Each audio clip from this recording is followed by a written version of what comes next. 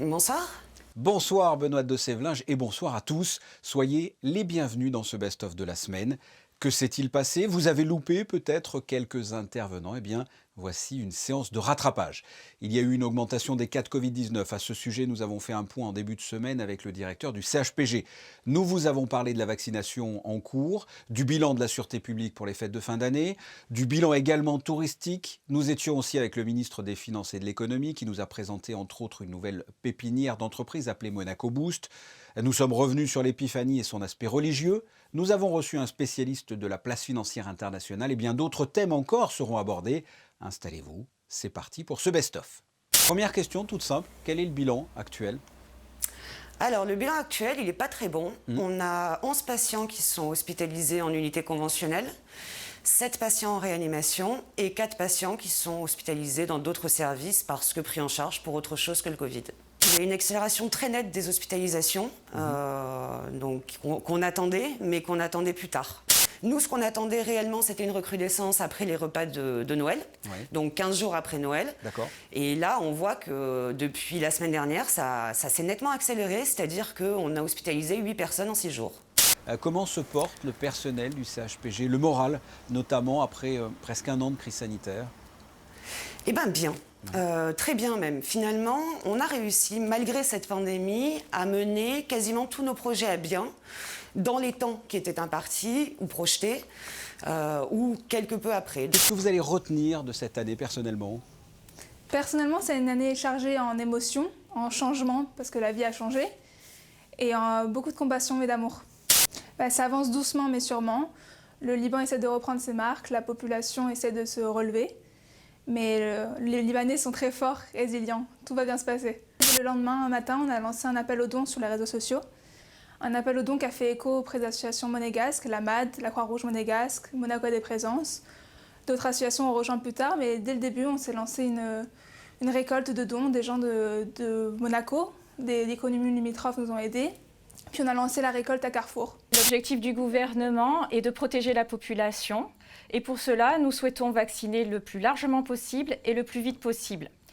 La vaccination des personnes âgées de 75 ans et plus a donc débuté dès le 31 décembre en Principauté de Monaco, en institution, puis au CHPG et depuis cet après-midi au Centre national de vaccination, spécifiquement créé à cet effet à l'espace Léo Ferré à Fontvieille.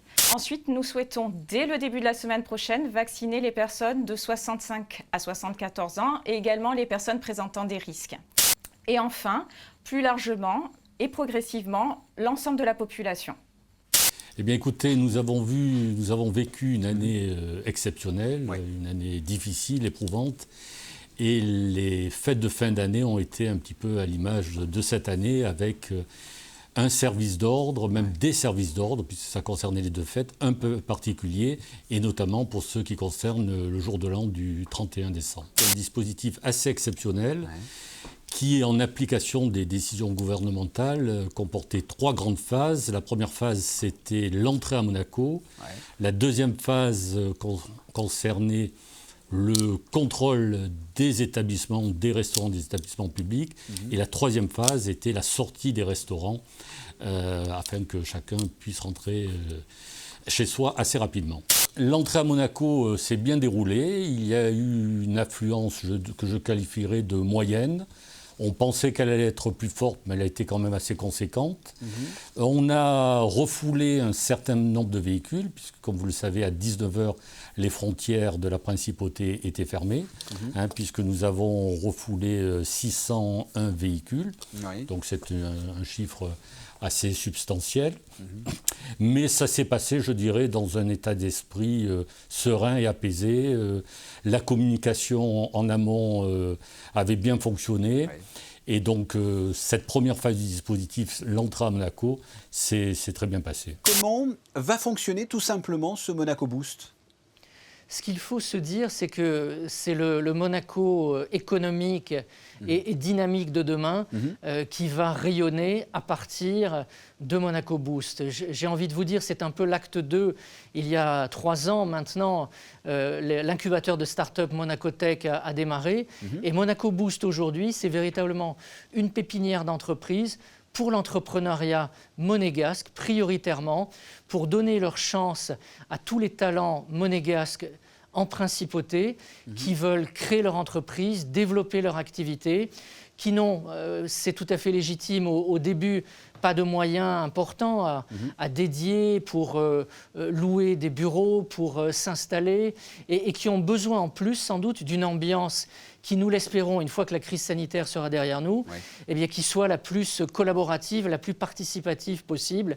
Et c'est cet état d'esprit que nous cherchons et que nous chercherons dans les prochaines semaines, après l'appel à candidature et la sélection des entreprises, à fédérer au sein de Monaco Boost. Qu'est-ce que l'épiphanie, tout simplement, dans la religion catholique ? Alors, il n'y a pas que la religion catholique qui est concernée, il y a tous les chrétiens qui sont concernés par cette fête, en particulier nos frères chrétiens d'Orient pour qui c'est une très grande fête qui est même plus importante pour eux que la fête de Noël. Alors l'épiphanie, le mot épiphanie en lui-même veut dire la manifestation. C'est une des 5 très grandes fêtes au sein de l'Église catholique, donc c'est vraiment une fête très importante, et c'est une fête d'autant plus importante, si vous voulez, qu'elle s'est ancrée en Occident sur une fête païenne, à l'origine, qu'on appelait les Saturnales. Étant du sud, je suis brioche, évidemment, et étant en plus d'origine du sud-ouest, c'est comme la chocolatine, ça se discute pas. Eh oui, c'est pas un pain au chocolat, c'est une chocolatine. Comme je vous dis, depuis le début de la crise, malheureusement, j'ose pas dire de bonne facture ou de bonne composition, mais Monaco a été extrêmement attractive. Nous avons parlé avec la présidente Alberte Escan de l'Association des métiers de l'hôtellerie et de la restauration, qui nous confirmait que les restaurants étaient en pleine charge pour les fêtes de fin d'année. Mais quand on dit fêtes de fin d'année, bien entendu, en parlant de restaurants, on parle essentiellement du jour de l'an. Les hôtels, quant à eux, ont eu une belle montée en charge sur la fin d'année, donc un peu plus que juste le 31, mais sur les quelques jours autour du 31, avec des hôtels qui ont pu dépasser les 70-80% de taux d'occupation. En termes annuels, on arrive à un total de 58% de chambres vendues en moins. Donc ce qui est quand même un résultat, alors on ne va pas dire inespéré parce que c'est quand même catastrophique, 58% de fréquentation en moins, mais on pouvait s'attendre à encore beaucoup moins, vu l'été sans les visiteurs extra-européens et un automne et un hiver sans tourisme d'affaires. C'est une adaptation. Il faut s'adapter. C'est vrai que là, les dernières restrictions sont tombées assez rapidement et ont été immédiates. Donc il faut tout retravailler son planning assez rapidement. Qu'est-ce qu'il faudrait faire chaque jour ? Le quart d'heure, c'est vraiment un minimum. Après, si vous avez le temps, vous pouvez passer à 1 heure d'entraînement. Mais ça, c'est toujours pareil, c'est une question de quotidien et de mise en place. Tout le monde sera censé pouvoir s'entraîner au moins une demi-heure dans sa journée. Ça serait l'idéal pour toute la population. Écoutez, la jeunesse va bien, plus dynamique que jamais, puisque évidemment, avec les conditions et les mesures sanitaires en place, on doit en permanence se réinventer, mais la jeunesse avance et c'est très positif pour la principauté.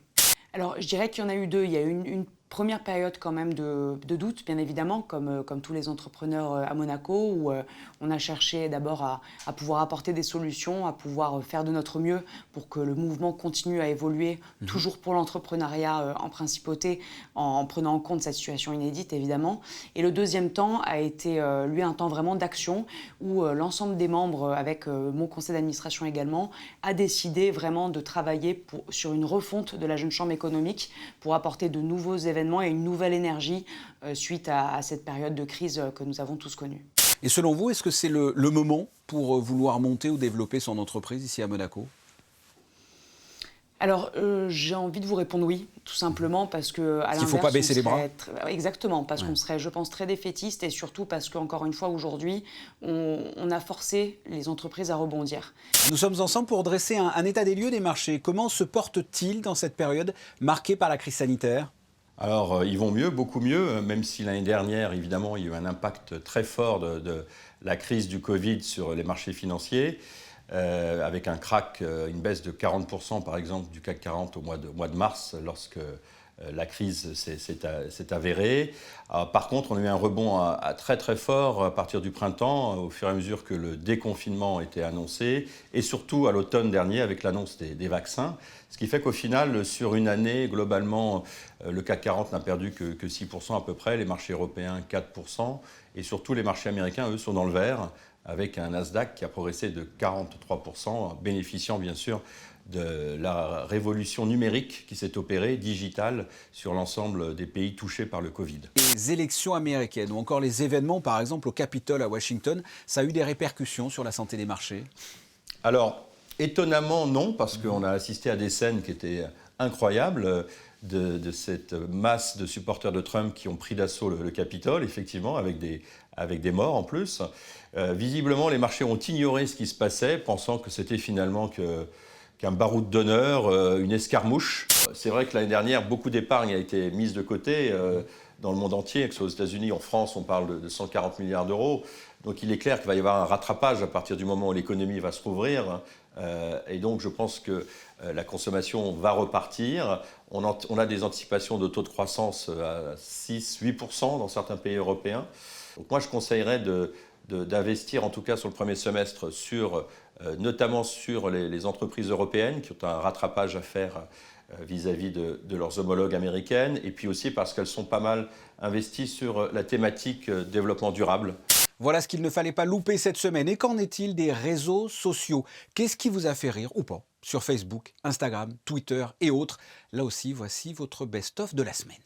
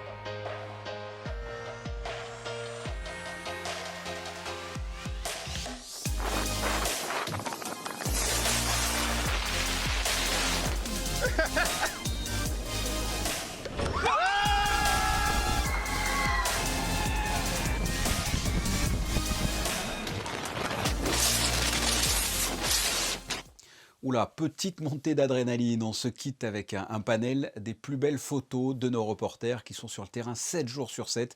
Vous retrouverez dès lundi 19h une nouvelle édition présentée par Patricia Navarro. Quant à moi, vous pourrez me retrouver à partir de jeudi. En attendant, portez-vous bien, à très bientôt, au revoir.